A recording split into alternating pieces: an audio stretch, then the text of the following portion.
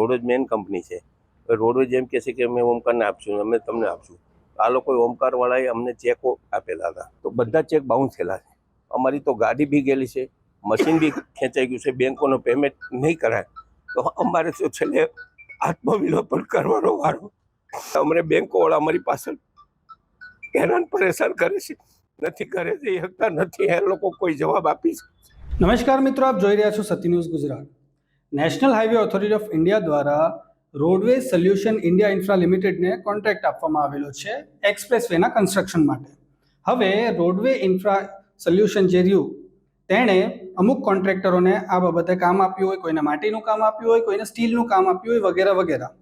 આ બાબતની ન્યૂઝ આપણે સત્ય ડે ન્યૂઝ પર આગળ જોઈ જ છે.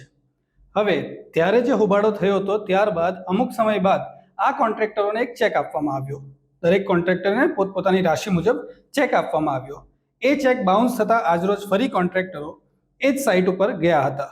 ત્યાં આગળ જે તે પ્રોજેક્ટ મેનેજર હાજર નહોતા અને ત્યાં આગળ જ કોન્ટ્રાક્ટરોએ પોતાની વ્યથા અમારી આગળ મૂકી છે, જે અમે તમને રજૂ કરી રહ્યા છે. મારું નામ હરપાલસિંહ નામ છે.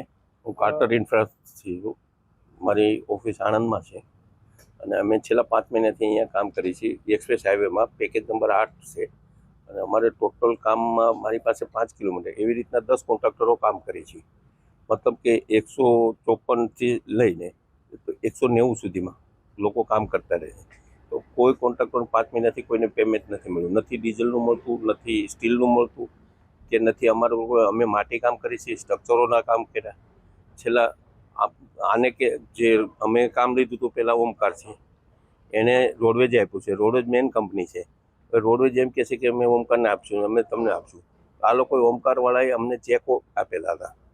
ચેક જે લઈ એણે અમારી પાસે એનઓસી લેટર લખાયો અને 22 તારીખનો ચેક આપ્યા બધા કોન્ટ્રાક્ટરોને.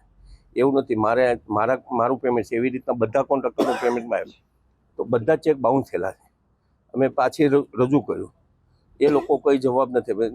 એ લોકો અમને અમુકના એમ જ ફોન ઉપર કહે છે કે અમારી પાસે એવિડન્સ છે, તમે શું કરશો, આવો અમને જવાબ મળે છે. તો અમે આજે બી પાછા આવ્યા. અમારી તો ગાડી બી ગયેલી છે, મશીન બી ખેંચાઈ ગયું છે. બેંકોનો પેમેન્ટ નહીં કરાય તો અમારે તો છેલ્લે આત્મવિલોપન કરવાનો વારો.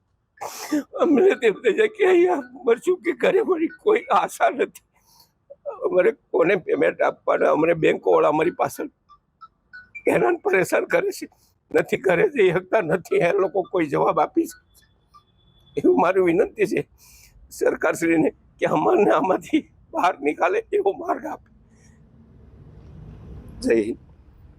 S Kumar Infracons India private limited से हम लोग का रोडवेज से डायरेक्ट काम मिला है। अच्छा, कितना काम मिला है, कितना पैसा बाकी है और आपकी क्या मांग है?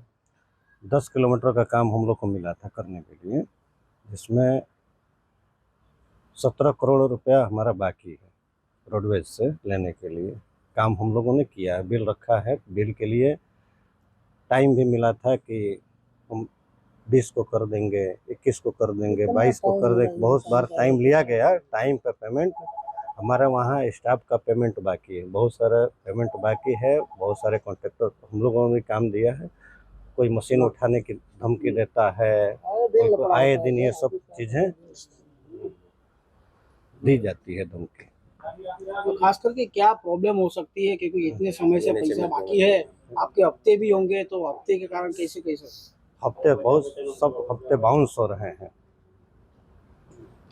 क्या मांग है? हम लोग का ये मांग जो हम लोगों ने काम किया है उसका पेमेंट ये करे। बोल के भी आए भी थे, बोल के भी गए कि हम पेमेंट वहाँ से करवा देते हैं अकाउंट में। कुछ लोगों को चेक दिए, कुछ लोगों को ये हम लोग को बोला गया कि बैंक पेमेंट हो जाएगा, मिला नहीं। यहाँ पे आने पर कोई मिलता भी नहीं है, कोई जवाब नहीं देता है।